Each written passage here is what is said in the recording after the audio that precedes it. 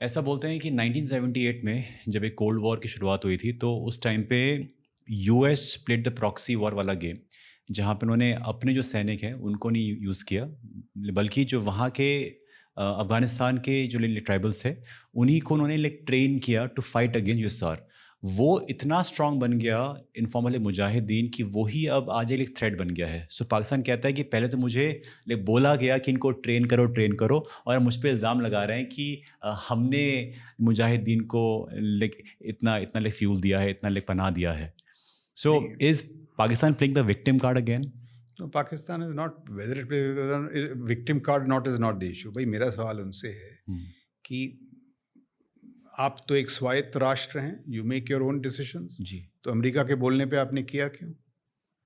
मतलब आप इतने भोले थे, अगर आप इतने भोले थे you will pay the price for it. अच्छा, एक्चुअल प्रॉब्लम, इनकी जो प्रॉब्लम हो रही है आज बलूचिस्तान, तहरीक तालिबान पाकिस्तान के साथ क्या हुआ? तहरीक तालिबान के दो हिस्से हैं, एक अफगानिस्तान का और एक पाकिस्तान का। कुछ दिन पहले जब फैज़ हमीद काबुल पहुंच गए थे और एक वो चाय का प्याला पी रहे थे, उन्होंने क्या कहा? देखो, अफगानिस्तान में तो हमेशा नॉन तालिबान गवर्नमेंट रही है, वो सरकार हमेशा ऐसी मानी जाती थी कि वो भारत के हित में थी। पहली बार तालिबान सरकार आई तो भाई अब तो अफगानिस्तान हमारे हाथ में। बट कुछ दिनों बाद वो आपने देखा तहरीक तालिबान अफगानिस्तान और तहरीक तालिबान पाकिस्तान के बीच फूट आ गई, क्योंकि पश्तून वली भाई वो कहते हैं, तहरीक तालिबान अफगानिस्तान वाले कहते हैं, जब हम मुश्किल दौर में थे तो ये टीटीपी ने तो हमारी मदद की, अब हम इनको छोड़ नहीं सकते हैं। और वो टीटीपी की मदद कर रहे हैं, और टीटीपी कहता है पाकिस्तान में शरीयत होनी चाहिए। तो जो पाकिस्तान स्टेट है वो टीटीपी से जूझ रहा है। बलूचिस्तान में उनकी अपनी प्रॉब्लम्स हैं। अभी हम पीओके की बात कर रहे थे, पीओके पे कब्जा करने की ज़रूरत नहीं, पीओके तो ऐसे ही लुढ़कता चला आएगा। भाई पाकिस्तान इतनी बुरी, उसके सामने इतने बड़े मसले हैं, बलूचिस्तान, टीटीपी, मेरे को तो समझ में नहीं आता है क्या विवेक है कि ये यहाँ पहलगाम में हाथ डाल बैठे। या तो आप बड़ी तरक्की कर रहे हों और बड़े सुरक्षित हों और आपने खेल खेल दिया, तो खुद तो आप मर रहे हो। और यहाँ एक राइट। और इसका रीज़न ये है कि इनकी ये जो लीडरशिप है ना, आईएसआई पाक मिलिट्री, मंद बुद्धि की है। It is strategically obtuse, low cunning, वो एक गिरी हुई चाल वाल में, बट नो स्ट्रेटेजिक विजडम। तो ये पूरी कहानी है, जियोपॉलिटिक्स, पॉलिटिक्स, ये सब। ऐसा भी कहते हैं कि जो बलूचिस्तान के लोग हैं वो कभी नहीं चाहते हैं कि वो पाकिस्तान का हिस्सा बने। They have this internal conflict always कि हमें इसका हिस्सा नहीं बनना है। कि पाकिस्तान की जो कहानी है ना, वो मुख्य तौर पे है पंजाब बनस्पत बाकी। मतलब तो थोड़ा सा अगर आसान ये है कि उनकी एक पंजाबी मुस्लिम्स हैं, ये लाहौर वाहौर बेल्ट के, आप देख लें उनकी सेना में जो अधिकतर अधिकारी गण हैं वो पंजाब से हैं। उनके सिविल सर्विसेज में पंजाब से हैं, पॉलिटिक्स में पंजाब से हैं। नवाज शरीफ, शहबाज शरीफ सब पंजाबी हैं। एक बेनज़ीर भुट्टो हुई हैं सिंध से। और ख़ास उनसे नाराज़ हैं बलूचिस्तान, खैबर पख्तूनवा, पीओके। अब जैसे बलूचिस्तान वाले कहते हैं कि भाई हमारा इतिहास तो सदियों पुराना है, आप तो 1947 में पैदा हुए, आप हमको क्या बताओगे? They actually take pride in this. Asim Munir साहब ने उस तकरीर में कहा था 1500 बलूची टेररिस्ट। अरे यार, बलूचिस्तान जो है उसका क्षेत्रफल आप पंजाब, सिंध, पीओके, खैबर पख्तूनवा मिला लें उससे बड़ा है। इट इज़ बड़े रेयर अर्थ्स हैं, मिनरल्स है। अगर इनमें विवेक होता, दानिशमंदी होती, तो ये अफगानिस्तान बलूचिस्तान को साथ लेके चलते। सर वैसे बड़ा है area wise, in terms of population बहुत कम है। या बट एरिया वाइज तो बड़ा है, पॉपुलेशन कम होगी, बट मिनरल्स बहुत हैं। यस। तो अगर इनमें दानिशमंदी होती, ये बलूचिस्तान वगैरह को साथ लेके चलते। जो बलूचिस्तान देखिए, भारत में, I tell you what the problem, Bharat में भी हर जगह प्रॉब्लम्स होंगी। हम तो बड़े देश हैं, विवाद होंगे, जुबान के नाम पे विवाद होंगे, पॉलिटिक्स, आइडियोलॉजी, फलाना वगैरह। बट जहाँ भी हमारे यहाँ इंसर्जेंसीज हुई हैं, इंसर्जेंसीज इज बेसिकली किसी वजह से जो वहाँ की लोकल पॉपुलेशन है उसके सरकार से कोई मतभेद है, कोई, दैट इज़ इंसर्जेंसी बेसिकली।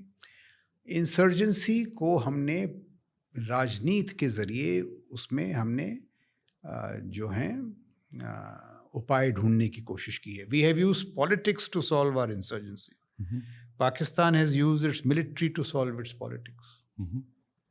तो अगर आप इंसर्जेंसीज को पॉलिटिक्स से नहीं फोर्स से करोगे कभी सुलझेंगे ही नहीं। बलूचिस्तान में यही हाल है। जाफर एक्सप्रेस यही तो हुआ। सर क्या हुआ जाफर एक्सप्रेस? जाफर एक्सप्रेस जो एक ट्रेन थी बलूचिस्तान में जिस पे आतंकियों ने हमला किया और करीब 400 लोग मारे गए थे 2 महीने पहले। सो पाकिस्तान की जो अंदरूनी स्थिति है वो बेहद कमज़ोर है, बिखरता जा रहा है। बलूचिस्तान, खैबर, आपका जो सबसे मकबूल पॉलिटिशियन है, द मोस्ट पॉपुलर पॉलिटिशियन, उसको आपने अंदर बंद करके रखा है। How will politics flow? So this is unless the Pakistan military submits to political control, Pakistan will continue to be a terror pariah state. So ऐसा भी कहते हैं कि ये सब जानते हुए भी कि कितनी सारी चीज़ें दिक्कतें हैं उस देश के अंदर, फिर भी जो बाहर की फोर्सेस हैं, जो वेस्टर्न वर्ल्ड है, जो चाइना भी है, वो उसको सपोर्ट करता रहेगा बिकॉज कहीं ना कहीं इंडिया का जो ध्यान है होता है distract. More over it is a strategic location for lot of like countries.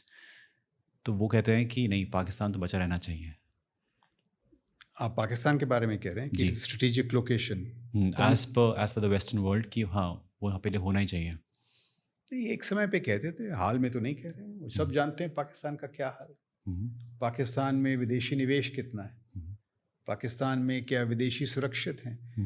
कुछ दिनों पहले तक तो वो एक क्रिकेट मैच नहीं खिला पा रहे थे। और देखिए, एक समय था 1980-90 में, जब आप पाकिस्तान अगर आप जाते तो उनकी जो अर्थव्यवस्था है वो हमसे बेहतर थी। उनकी कारें बेहतर थी, फ्रिजेस बेहतर थे, टेलीफोन्स बेहतर थे। फिर वो फंसे इस जाल में, आतंक के जाल में। जब से आतंक के जाल में फंसे हैं उनकी तबाही शुरू है, और तबाही तो लगातार होती जा रही है। अभी मैं आपसे बात कर रहा था, आप गौर तो करें, हम हैं 5-4 ट्रिलियन डॉलर इकॉनमी, वो है 0.38 ट्रिलियन डॉलर इकॉनमी। उनकी जो अर्थव्यवस्था है वो रिलायंस के मार्केट कैप से कम है। अभी बात कर रहे हैं $1 बिलियन IMF ने दिया। अरे साहब, हमारे यहाँ 2 बिजनेसमैन, एक बॉम्बे और एक चेन्नई वाला, $1 बिलियन 2 घंटे में दे देगा आपको। So they have to realise what they are. Pakistan तो कोई मुकाबला ही नहीं है। एक जिसे कहते हैं पेस्ट थ्रेट, मच्छर है। I was like doing some research and I got to know कि अभी तक $30 बिलियन ले चुका है पाकिस्तान फ्रॉम IMF। एंड इस टाइम पे वो ग्रांट करना कहीं ना कहीं ये दर्शाता है कि someone wants Pakistan to thrive और to survive, I would say. Do you feel that? Because ऐसा बहुत लोगों को लगा कि इस टाइम पे ये फंड ग्रांट कर देना कहीं ना कहीं, क्या USA का इसमें रोल था? होगा, बट उसका आकलन ये है कि जो ये मार्को रूबियो की बातचीत के बाद हुआ, $1 बिलियन दिया, तो मैंने ये सुना है कि आश्वासन ये दिया गया कि भाई आप $1 बिलियन ले लो और सीज फायर कर लो। ये प्रेशर है कि भाई सीज फायर में उनको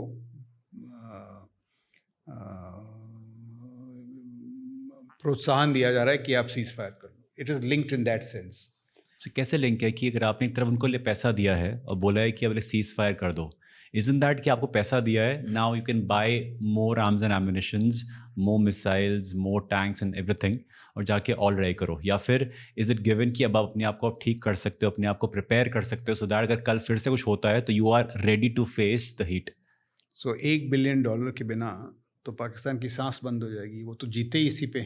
अब $1 बिलियन कितना वो डालते हैं असले में, सैन्य असले में, और कितना डेवलपमेंट में, वो उनकी दानिशमंदी पे है। पर $1 बिलियन के बिना तो उनकी इकॉनमी बंद हो जाएगी। तो $1 बिलियन तो लेना ही है। तो अगर मैं इतना कमज़ोर हूँ और आप मेरे को $1 बिलियन दो और कहो यार ये बंद कर दो युद्ध, तो मैं कर दूंगा। Because you have to, उनमें स्वायत्ता नहीं है। जो हमारे पास स्ट्रेटेजिक ऑटोनॉमी है, we don't need to listen to USA in that sense. So they have to listen to USA in that sense.